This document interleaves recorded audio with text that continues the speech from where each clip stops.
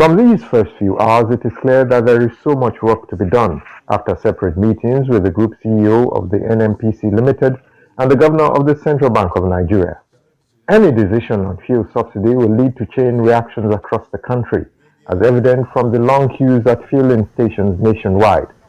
The appearance of these queues seem to have caught the attention of the President, but the NNPC helmsman is emphatic that fuel subsidy can no longer be sustained.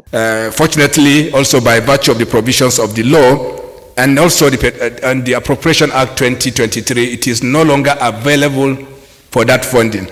And we are very convinced today that the country can no longer fund this subsidy bill and they will not be able to pay NNPC. And therefore, we are pleased to note Mr. President's commitment to elimination of this subsidy because they can't afford it anymore.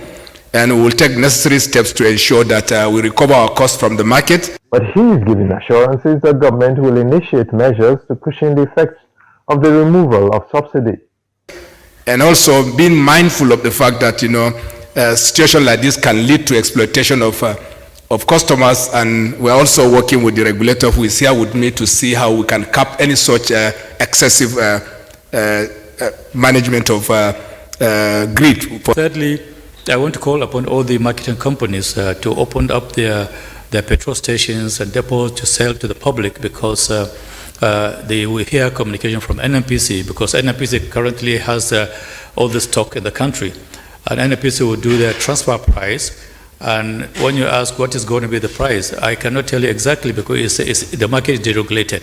Therefore, it's going to be an open market based on the cost of delivery. So NNPC, of course, will advise all the marketing companies very soon to say this is their transfer price, and on the basis of that, they now will translate into what the pump price is going to be.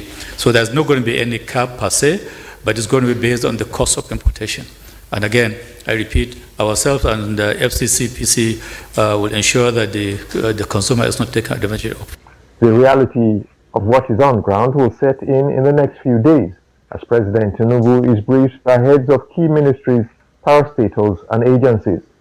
The shocking truth on day one is that federal government is owing the NNPCL 2.8 trillion naira in fuel subsidy deficit, which it must pay back.